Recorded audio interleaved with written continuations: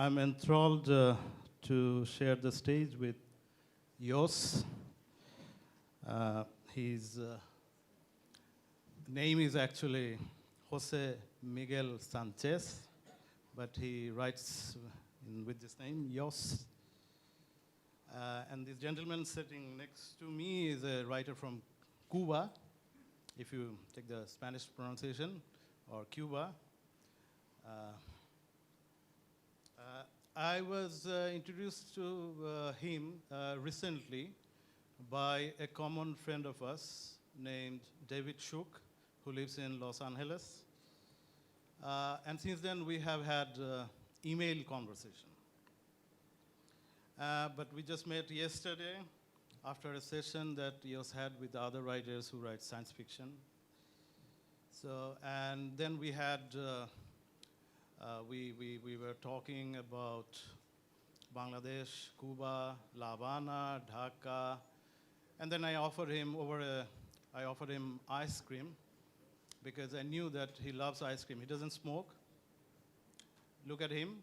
Yeah, you will feel like, okay, he will smoke maybe, or he doesn't smoke, he doesn't take alcohol, but ice cream is one of his vices, I would say. And then Nobody's perfect. He looked tired yesterday because he had to take the flight from La Havana to Madrid, from Madrid to Rome, then from Rome to Doha, and from Doha to Dhaka. From Doha to So, bienvenido, Yoss. Very good welcome to Yoss, to our country, a la tierra que se llama Bengal, the Tigres.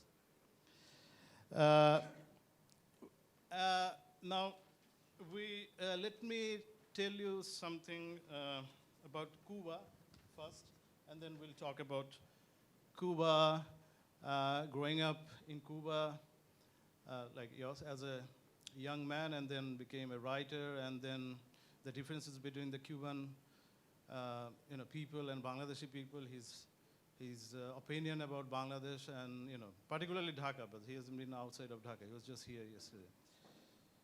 Cuba has been in many ways preserved in amber during more than a half century of Cold War and continuous US embargo. But just because you cannot find a US car model from later than the early 1960s, does not mean Cuba's culture hasn't experienced some evolution even in its isolation. That is why when President Obama and Cuban President Raul Castro shook hands recently, there was a more than symbolic opening of doors to see how Cuban culture has developed on its own. The isolated island nation is not a place where you would think sci-fi or science fiction would thrive. But most good science fiction is usually a hidden commentary on our own societies. Under Castro, science fiction was a perfect way for Cubans to describe their own particular present-day dystopia. Now, with these heavy metal outfits and long hair, he is not what many in Dhaka or in Bangladesh would expect a Cuban author to look like, I would say. Because in Bangladesh, still, if I'm not wrong, saying Cuba is a revolution, 1959 revolution. Cuba is Fidel Castro, Cuba is Che Guevara, Cuba is fuego, fire, Cuba is solidaridad, solidarity, that's all. So I would ask Yoss to give his reflections on this. About the topics of the countries in the imaginary of the other peoples, about the topics of Cuba or the topics of Bangladesh? What the? No. On the like Cuba, like Oh. you're like someone in Bangladesh looking at you wouldn't think that you are someone from Cuba, no? Like Okay. Usually when I go outside to Cuba, people meet me in Europe or the United States, look at me and say, "You are Cuban. Where are your maracas? You play the salsa? You dance the salsa? I dance the salsa. You play domino? Yes, I play domino. You make jokes? A lot of jokes? Yes, a lot of. You drink a lot of rum? No, I don't drink alcohol. You are not Cuban. Oh, it's a sense of topics. usually a country as defined in first time for his topics, and after, only after, in the second place, for the truth. Cuba is more complex than Fidel Castro, Che Guevara, Revolution. Cuban literature has a long tradition in of the 19th century. Rafiki can speak a lot about the Cuban writers like José Lezama Lima, Guillermo Cabrera Infante, Alejo Carpentier, and our national poet, José Martí. Sometimes when after people say that I don't look like a Cuban, I say, oh, but I'm a writer. Okay, being a writer, becoming a good alibi for being different. What do you write? Science fiction. What? Science fiction in Cuba. For many people, writing science fiction in Cuba is like trying to becoming a chick captain in Bolivia, a country without access to the sea. Oh, science fiction in an underdeveloped country. Oh, very interesting. Don't be polite. In Cuba, we have a very strong influence for two strings. The classic American science fiction, Ray Bradbury, Isaac Asimov, Robert Heinlein, Paul and Korbluck, The Space Merchant, and another string almost unknown in the rest of the world, the Soviet Union science fiction. The Strugatsky brothers, Alexander Belay. I discovered, very surprised, Alexander Belay is very known in India and Bangladesh. Yeah, there is a translation of it in Bangla that is called Ubhochor Manush. I think many of you have read it. But nowhere more. When I'm asking for Alexander Belay in the United States, they say, Alexander Belay is a football player? Oh, topics about the other peoples are very strong sometimes. So like stereotype thinking, yeah.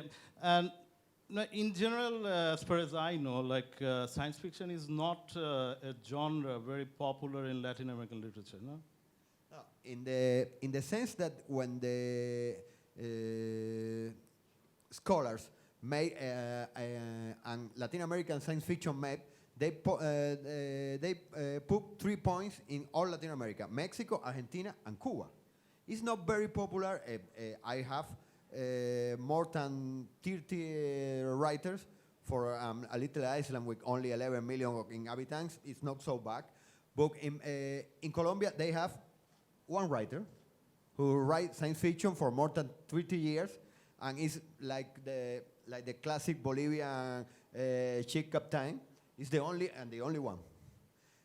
But in Cuba, for many years, science fiction was very popular, because for the people, for a country who trying to construct the future, to construct the socialism, the science fiction is the literature of the future. And for the Cuban people, it's very comfortably to read about the 22nd century. The world as becoming totally communist. The communist spaceships are right to the star. Only a few bad guys for another race, maybe aliens, are fighting versus the communists. That's until 1991, when the Soviet Union fell out. The scenes changed a little. Okay. Okay, let me ask you, why Yoss? It's not only a pen name, it's a nickname. When I have 11 years, I have this tall. I don't grow more, but I have a good physical education professor. She's very kind, very sport, but she have a little defect in his soft palato, soft paladar. Anytime she try to call me saying Jose, she say, yes, yes. all my friends began to say me, come on, Yoss.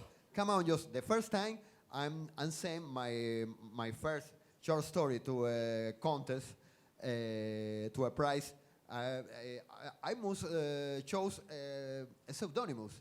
I'm trying maybe the Little Conan. No, no, no, it's so pretentious. Maybe, well, why no Yoss? For first time, when I have 18 years, I must to write my nickname with the Y. Okay, I write with the Y and double S. I'm becoming Yoss literary 7 years after was becoming Yoss for all my friends. It's not my shows. It's the shows of my physical education teacher. Now, let us move to Bangladesh a bit. He sent me an email saying that about Bengal, that Bengal was a mythical place for him. Reading Emilio Salgari's Los Misterios de la Jungla Negra. Now, since yesterday you're in Dhaka, in real Bangladesh. Now, what difference do you see? And like in your mind, there was this mythical Bengal, and now you're in the real Bengal in Bangladesh. Could you give us your impression about the city, about its people? Obviously, I don't speak to find Bengala tigers walking around for the streets. For many years, for me, Bangla, can be defined by two T's, tigers and tuks. Like in this old novel of Emilio Salgari. For many people in Cuba, when I say, I'm going to the literary festival in Bangladesh, they ask me, Bangladesh? What is this place? Maybe in the Pacific Ocean? No. Oh, it's in Africa. A lot of people have no idea where is Bangladesh. And when I say it's the country that before was the Eastern Pakistan, oh, that's another Pakistan? Okay. In Cuba, Bangladesh is like another planet. For me, it's my first time in Asia, my first time in Bangladesh. Before coming to Bangladesh, I stayed a few hours in Doha, in Qatar. Okay, it's a shock. Lot of money, great buildings, lot of money, lot of luxury cars. And I arrived to Bangladesh, no tigers, no tuks, lot of people, very busy streets, hot and wet weather. After a few minutes, I'm relaxed and say, it's more or less like in Havana. People is for all the race, for all the colors, all the time smile, all the time scream, all the time speak with his hands, like Cubans. Okay, Bangla is not so different in the song of the Spanish who we speak in Cuba. In these 3 days, more than one time, I heard 2 or 3 Bangla who speak. Don't speak Spanish. But at my first impression, all the people speak songs like Spanish. Maybe it's a question of the soft vocals that I feel like in home. Yeah, you better start. You better start speaking Bangla, because he's telling me yesterday, Rafique, thank God that you're here, because I was tired of speaking in Shakespeare's English. Anyway, now, would you think Bangladesh could be an ideal territory or like in a place to write a science fiction based on this? I believe that science fiction is very, very, very important for a country. Science fiction stories, I hope so. I'm fine. Yesterday, an Indian science fiction writer, I'm make a Bangladesh science fiction writer. It's very interesting because speaking with them, I understand that Cuba, India, Bangladesh are maybe far away from the mainstream of the science fiction, Anglo-Saxon science fiction, even the French science fiction, but are not really back. Now it maybe is the hour of the little countries, of the countries, of the new country, of the new people. after America and Europe becoming a little tired to speaking time after time of alien invasion or destroying the war, maybe the little country can write a different science fiction. I hope so. And in Cuba, me and my friends trying to write this different science fiction. I suppose now in Bangla, a lot of people are trying to write this different science fiction. No a little, not a secondary science fiction, only different. Okay. What would be your advice to the aspiring writers in Bangladesh, like young writers particularly, who would love to write science fiction? Sorry. What would be your advices? Yeah, sugerencias, no? What? Yeah, sugerencias. Oh, yeah. The people who want to write science fiction in Bangla, most doing the same that the people who want to write science fiction in Cuba. Read a lot. Read the master, read the Anglo-Saxon master, read all the classic science fiction, Isaac Asimov, Ray Bradbury, because the science fiction is a literature with a very strong feedback. If you don't read a lot of science fiction, you can't understand the fictional parts of the science fiction. And after read all these classics, begin to write in your own form. Don't try to copy the master. A lot of people trying to copy the master, and a lot of people copy very good the master. They sell hundreds and thousands of copies, but you don't live in New York, you don't live in London. Your name is not, don't sound American or British. You must exploit the exotic. Don't try to put your characters in London or New York. Put your characters in Bangla. Put your characters maybe in Burma and Myanmar, in the place who for the readers or the mainstream look some very exotic. The place who are you know very good. May becoming your apparently the ability, your real strong. When did you start writing? At what age? I have 15 years. Huh? Yes, That's a lot of time. I'm a very obsessive reader of science fiction. My father going to the library every week and come with 5, 6 books. 1 week he return and say, sorry, I can find any book on science fiction.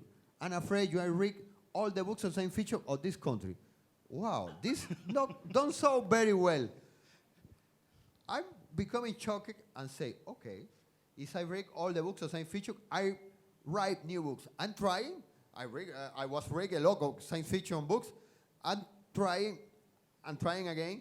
It's not so easy, but it's a lot more interesting trying to write that continue to read, only read. When you try to write, discover when I 15 years, you're becoming a demiurge. You can create a universe, and you becoming like God. That's my universe. That's the laws of my universe. That's the story of my universe. It's a very special sensation. Nobody can compare with this. You also write songs for your band, don't you? Yes. I'm a writer. I began a writer from. I said before when I was 15, but I began to sing many years after, because in Cuba for many years rock music is almost forbidden. It's the music of the enemy. It's the music of the Americans. It's music singing in English. Oh, it's very suspicious. You want to be a rock singer? Maybe you are an American agent.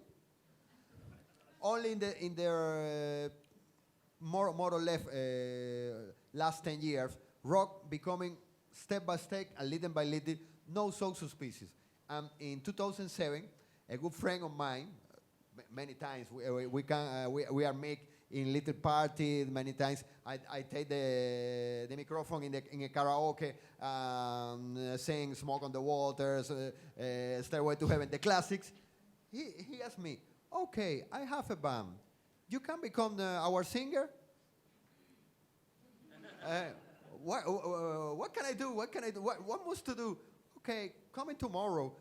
We say approve to do.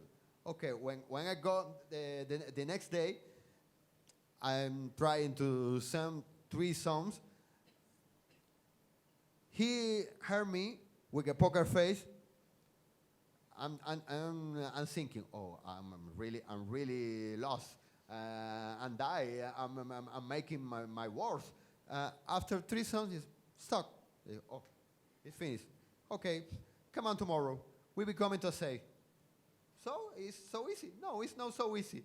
But all the other candidates are a very worse singers than you, and not the best, and only the less worse. But I know for the fact that you also write fantasy, no? Apart from science fiction. So what is the difference between these 2 genres of writing, science fiction and fantasy? Science fiction is a prospection of the science. You must know something about science. In fantasy, you can only you can apply to the fate of the readers. Okay, this is a war with 2 songs. What are the ties in the war with 2 songs? It's very hard. Don't worry. It's a war with 2 songs, and the gods may this happen. No worry, no problem.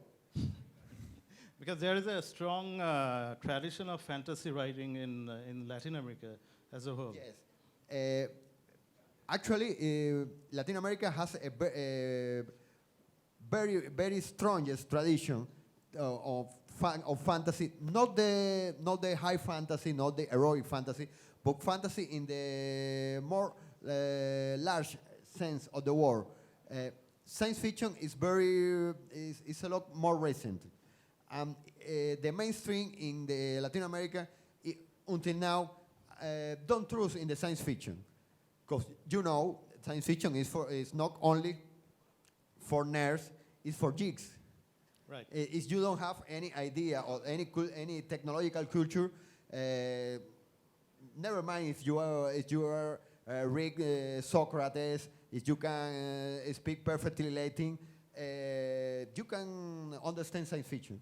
If you don't read science fiction is like another language for you, a foreign language.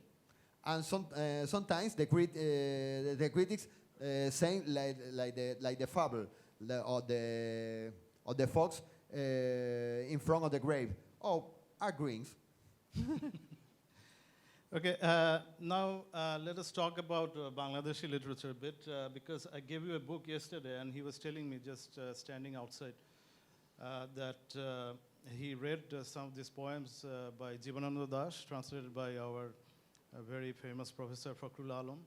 So, and he was telling me something, so I would ask him to say the same thing, like his opinion about those poems and his reflections on that.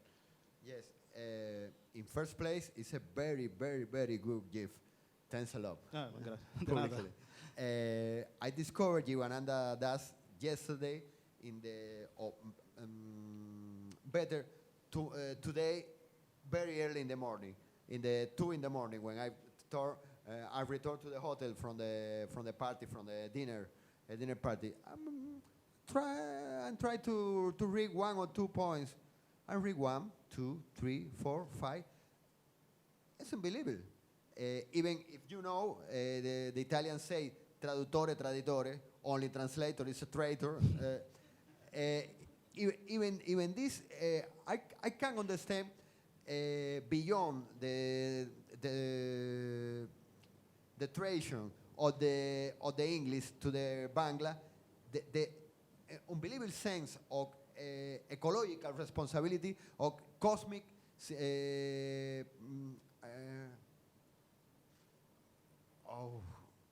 the word pertenencia. Sometimes it's easy. Cosmic pertinence of this poet. today, when I remake Rafiki, I ask him in what year lived his poet. He said, "Oh, in 1940." What? In 1940? Almost a cycle before, this man write a lot of poems who just now can write Very contemporary. a lot of people with ecological preoccupation. He was a visionary. He was a prophet. I'm a great poet too. Right. So, tell us about growing up in Cuba. Were you born in La Habana? Yes, I was born in Havana. Like many people who are born in Havana, my fathers are not born in Havana. This is all capital city. My father is from the eastern Cuba, Oriente, and my mother is near from Havana, but not in Havana. I have first generation Havana born. I live all my life, already, actually almost all my life in Havana. Is it that different, like the places outside of Havana and La Habana? Oh yes, it's a big difference. Havana is the greatest city in Cuba, 2 million inhabitants. Okay, I know that saying in Dhaka, 2 million inhabitants sounds, oh, it's a little city, but it's a great city. But anyway, our streets are very empty in confront of the Dhaka streets. But it's the capital in all the sense, economical and cultural, even in the historical sense. So now one question, like, how is Fidel? It's very old. We know that. Very, very old. And could you tell more? Oh, and Like he's an icon. just now, he's not a political figure in Cuba. He's only a depositary of a very strong symbolic capital. He's like a living symbol. Only 2 or 3 times every year, his brother take him. Look at Fidel. He's alive. He's alive. He's alive. Come on, Fidel. Turn to the room. So is it like people He's very sick. Is it like people has to worship him or? No, people. Not really. Actually, people has not never mind about Fidel. He's the past. The past. Past. Oh, a very glorious past. A lot of people remember the past. But from 2006, when he became sick the first time, we have an old generation who was born hearing speak about Fidel, but they never look into a discourse of 8 hours. Never look into Fidel speaking blah, blah, blah, blah, blah, blah, blah, blah, blah, blah, blah, and making here in his beer. For them, Fidel is like an old grandfather. Oh, it's a mythic grandpa, nothing more. Okay. How is it like things since his brother Raul has taken over the power? Oh, his brother Raul is a very old man too. But in 9 years, he was made more change than Fidel in 15 years. In 60 years. So it's very positive. He don't speak a lot. He's not a great orator. But step by step, he was changing the Cuban attitude. In first place, in confront of the United States. Now we are becoming not the best friends, but one of the friends of the United States. We have an American embassy in Havana. Unbelievable. I can't believe this. Every afternoon, I make food for the Malecon, for the sea wall. Yes, for many years, I must to crossing because never can be very close to the all American interest office, and now I can run for the sidewall of the American embassy. That's unbelievable. Okay. Now, when you started writing, why did you choose these genres, science fiction? Why not like novel, like something that Cabrera Infante wrote or Alejo Carpentier wrote? Why science fiction? I can be answered with 2 or 3 sentences. The first, science fiction in Cuba is the best way for evading censorship. When you speak about a very, very, very, very far away planet in a very, very, very long distant future who suffer under a dictator, nobody can say you are speaking about Cuba. Oh, maybe in the planet they speak Spanish. Maybe the dictator has a long beard. But it's another cycle. In second place, I'm very preoccupied about the future. Sometimes people say science fiction writers are all a great pessimist. We write about alien invasion, about destruction of the Earth. Sometimes people ask you, why do you can be very more optimist? Why you are so pessimist? You really believe that the war can end in here? No, I'm not a real pessimist. I write about the disaster cause I'm very preoccupied, and my way to resolve the disaster is write with the hope that the people that can resolve the disaster, that can evade the disaster, read my books. How many novels or short story books have you written so far? The past month, in Japan, was published my 31 book. 31? 31. And all are write- novels? Or No, are 7 anthologies, recopilation or short stories, one scientific divulgation book, 2 or 3 books of dirty realist stories, not science fiction, not fantasy, but all the others are novels.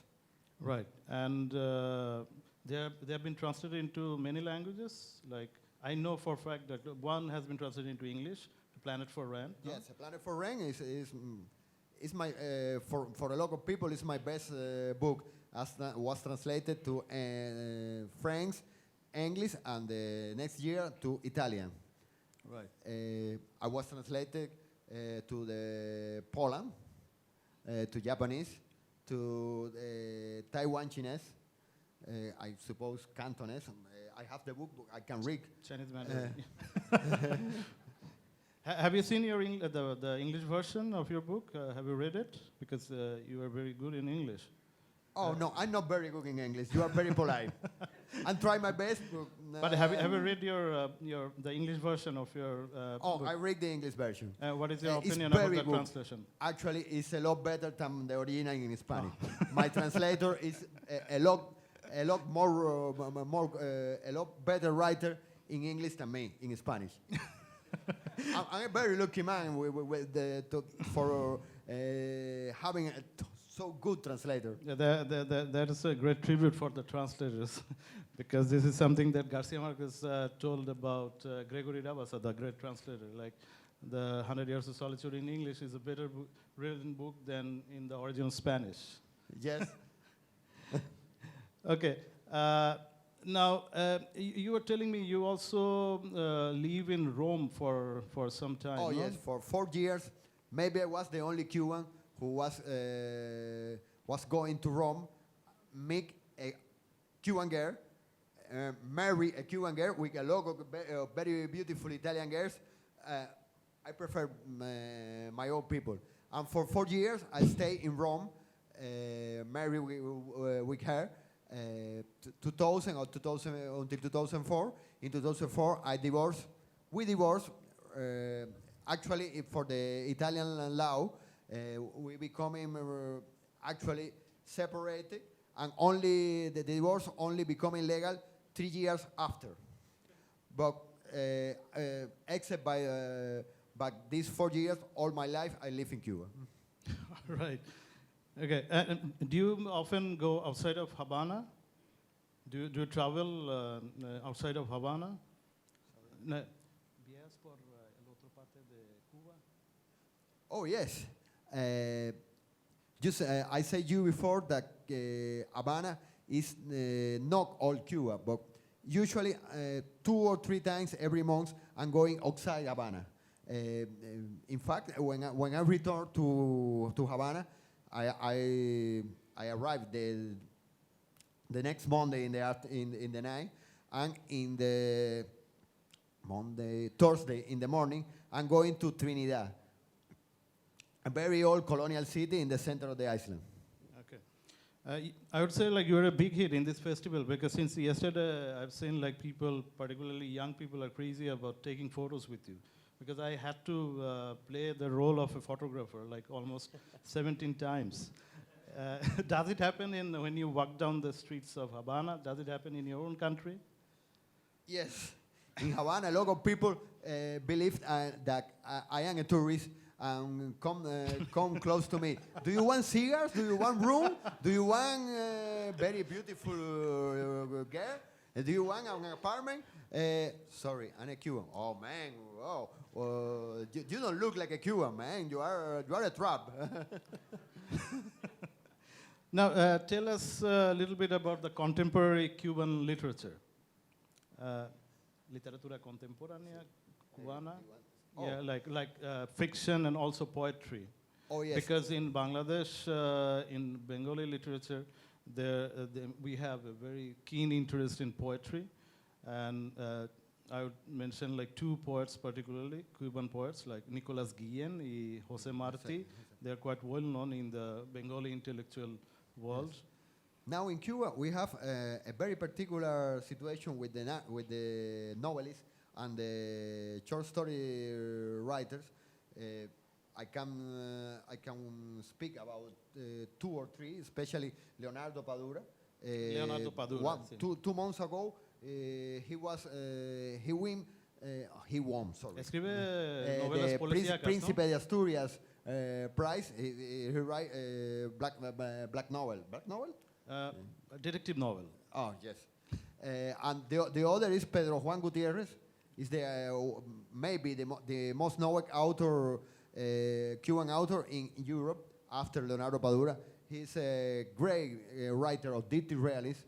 His Dirty Trilogy of Havana is Brilliant. proprio magnus opus. Okay. And the poets? And the poets, I can speak about Reina Maria Rodriguez. He's a very good poet. And she's a very good friend of mine. Sometimes I don't like her poets, but anyway, we are close friends. Another poet. I can speak about. Oh, my friend. He's a good friend of mine, and I remember only he's one of the songs of Ernesto Che Guevara, but oh. Dale, no pasa nada. He never forget. Don't say to nobody. Wow.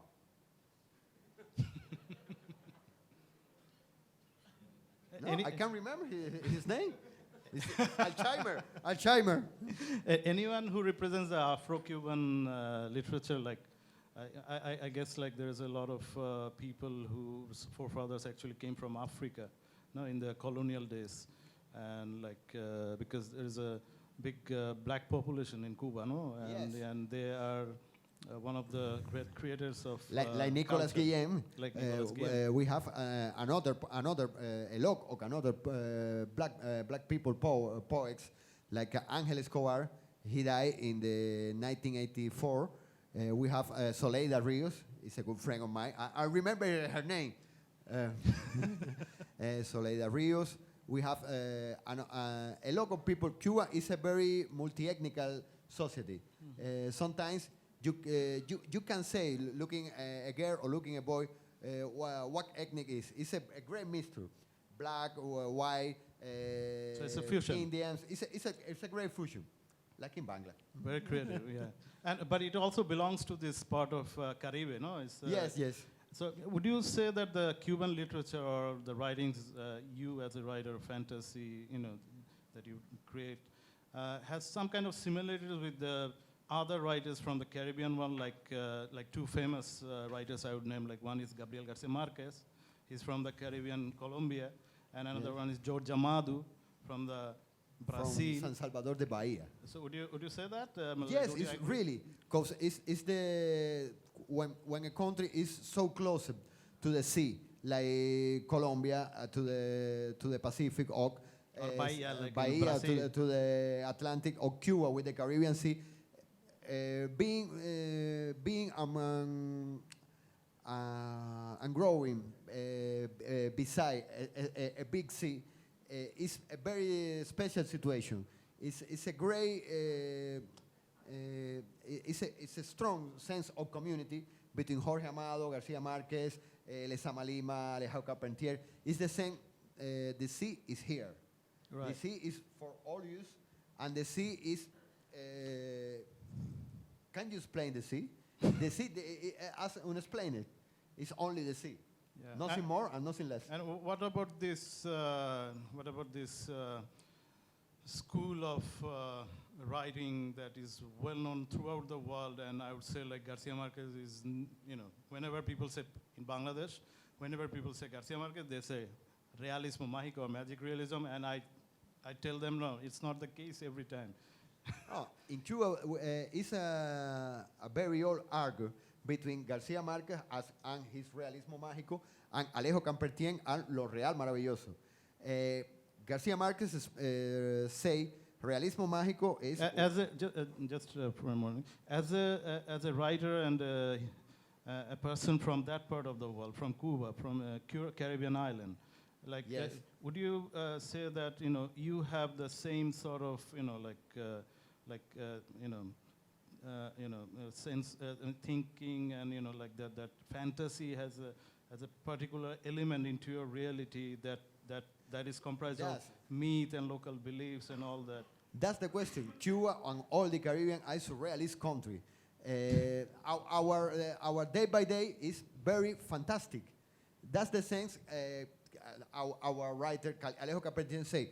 What do you most write fantasy? The fantasy is in our story.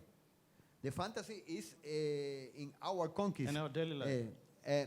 Garcia Marquez write a fantasy between the reality, but our story is the reality between the fantasy.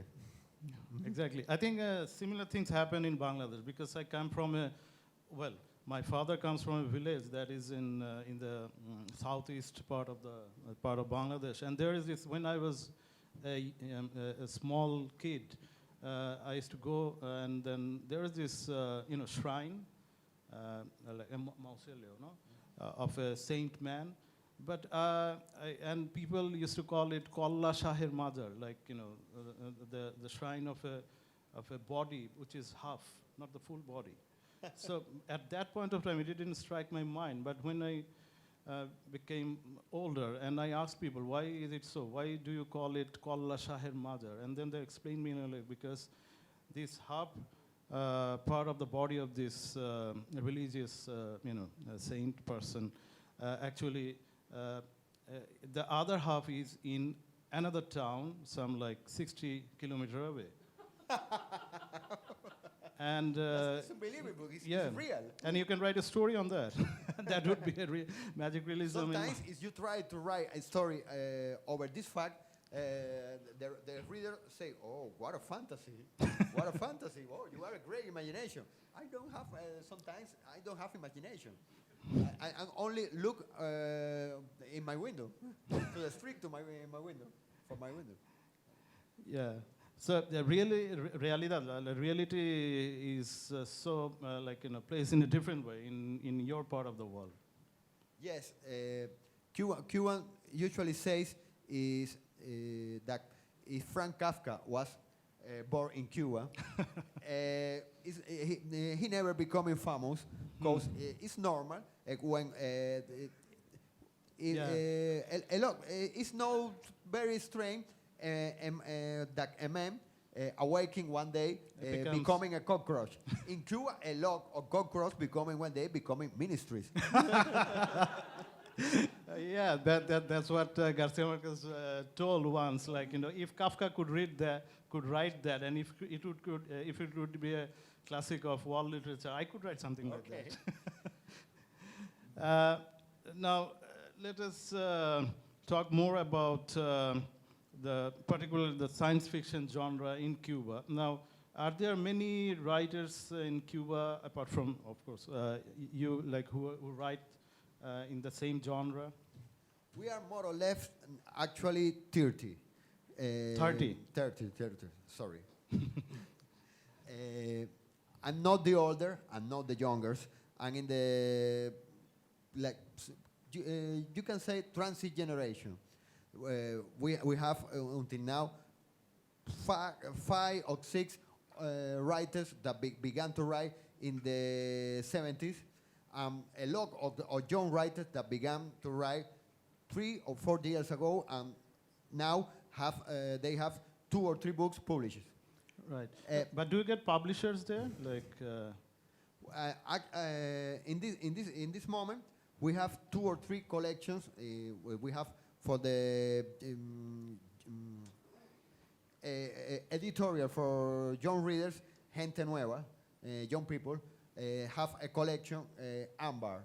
right. And these are private publishing houses? No, in Cuba, all the editorials are from the state. Ah, right. So you are funded by the yes.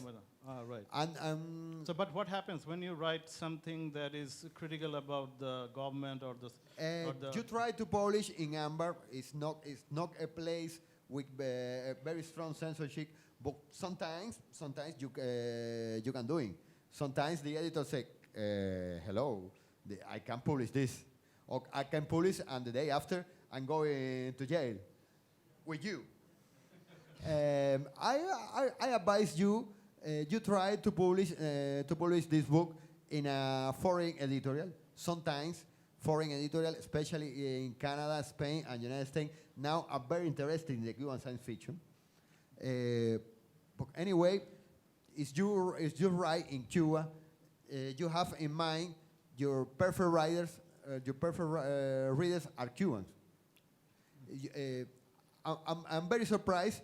Because my book, Planet for Rain, when was published in Spain in 2001. Yeah, you could not publish it within Cuba, could you? No, until now because it's it published in very Cuba. critical about Cuba. When was published in 2001 in Spain, more than the one or 2 readers is a Cuban who lives in Spain or who lives in Latin America. A lot of people send me a message, "Oh, I find your book in Spain when I was in holiday." Oh, very good. Where are you? I'm in, sorry, you know Comodoro Rivadavia, a very, very, very cold city in Argentina, in the south. Oh, a Cuban in a Comodoro Rivadavia was in Spain and bought my book. Okay, I'm becoming famous. When you write, do you think about whom do you think about your readers? Do you think only about the Cubans, or the readers from the Spanish-speaking world, or from any part of the world? Truly, I write only the books that I suppose I want to write. I want to read one time. Some writers say, "Oh, I write for the eternity. I write for the critics. I write for the people of all the world. I write for the young Yoss, the boy that I was when I was 15. The boy that one day decide, okay, science fiction is all read by me. I want to write science fiction. If I believe that this book maybe don't lie to this young Yoss, I don't write the book. Okay. I'm afraid we have to stop there, but before stopping and asking from the audience to ask questions, I would request Yoss to sing one particular song, a very short song, something that would give the audience a flavor of Cuba. Maybe anything, like 4 or 5 lines.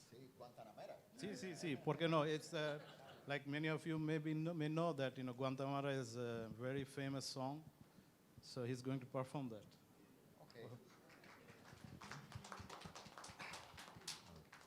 Guantanamera, Guajira Guantanamera, Guantanamera, Guajira Guantanamera. Tiene el leopardo un abrigo en su monte seco y pardo. Tiene el leopardo un abrigo en su monte seco y pardo. Yo tengo más que el leopardo porque tengo un buen amigo. Es, versos de nuestro poeta nacional, de José Martí, se canta con esos versos. Sí, sí, sí. It's written by José Martí, poeta nacional. Gracias, muchísimas gracias a Yoss. Now, preguntas, questions. Hola, me llamo Sajid. Science fiction has satire in it. Would you say any of your works has satire on Cuba, and what would they be? La satira? No. In Cuba science fiction was a lot of humor. Usually it's not can you say, black humor, but we have a lot of satire. Yes, because satire is a very strong weapon in confront of the power. The power is more or less new in confront of the satire.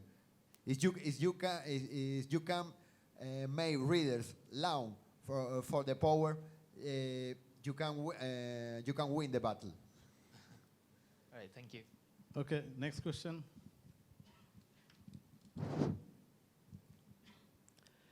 Thank you so much. We know that you were a science fiction writer, and have you written this mysterious triangle of We can't see for the light. Yeah, okay, go on, please.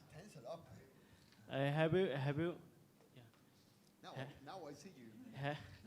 have you written the mysterious triangle of Atlantic Ocean beside the Cuba? The mystery triangle of Bermudas. Yeah, It's very close to Cuba. yeah. But Cubans don't believe a lot in the mysterious triangle of Bermudas, because our ex-former president, Fidel Castro, come to Cuba from Mexico, and he come a través through the Bermudas Triangle, and never happened. Nothing happened. Bermudas Triangle is a fake. You could write a story on that. But we can see always that many ships and aircrafts and launches are always vanished when goes in but- that sea part. But God save Fidel. And what's the matter according to you? Oh, I prefer the epic metal. You know, an American group, Manowar, or maybe Iron Maiden. Iron Maiden. Oh, Iron Maiden. They are a new wave of British heavy metal. I suppose it's most known, better known in Bangladesh. Thank you so much. We have time for 2 more questions. Okay. First, I gotta say, I loved your story of running out of sci-fi books at the library. My question is 2 parts. While you were reading these Western greats, as you call them, did you prefer reading their short stories or their novels? And in your own writing, as you've said, you've published both collections of short stories and novels. Which one do you prefer writing? ¿Qué te And why? prefieres escribir? Like reader, I prefer read the novels, because when I began to read, I've ended to read very soon. I'm becoming a little delusioned. Oh, it's finished. Oh, this word is finished. But like writer, I prefer to write short stories. it's a very great challenge. When you write a novel, you have the total control. 200 pages, don't worry. 300 pages, don't worry. I put 2 or 3 more characters, 2 or 3 more planets. When you have only 10 pages for write an history, okay. You need to meditate a lot. Every character, every planet, every spaceship, every laser gun. It's a chain. I love the chains. Sorry, the challenge. Sorry. My English is becoming the worst of the world at this hour. Okay, the last question. Hello. My name is Nahian. I'm a student of Rafique sir. So I have a very serious question for you. Serious question. Yes. So brace yourself. What's your band name? What is your band's name? My band name is Tenaz. Tenaz. Tenaz, like in tenacity. Okay. Goes all in the band, the drummer, the bass player, the guitar player, and me. All of you has more than 45 years. It's a sense of tenacity. After 40, if you trying to sound rock after 45 years, especially if you are not famous before you are a real, you have a real tenacity. Okay, there is a question here, no? Okay, the last question. My question is that you said you wrote lyrics for your band. So have you published any books about poetry, or do you plan on publishing anything on poetry? Because we know lyrics and poetry sort of, they match each other in a way. Usually in our band, it's not my band. In our band, all the people write the lyrics. When people say, I have a little song, maybe are 2 or 3 pages of lyric. Usually it's my responsibility to cook. It's too long. This is the same thing that you say in the first page. Usually I'm becoming, very strange, it's a paradox, I'm becoming a censor chick of the lyrics of my band. Sometimes I try to play to my drummer, I'm very congenial guy, but it's not very smart actually. He know what you can rhyme, what you can never ring. Song with the structure, it's not the same. Okay, it's the same. But, anyway, trust in me. Don't rhyme. Okay, thank you. Okay, muchísimas gracias. অসংখ্য ধন্যবাদ. Thank you so much.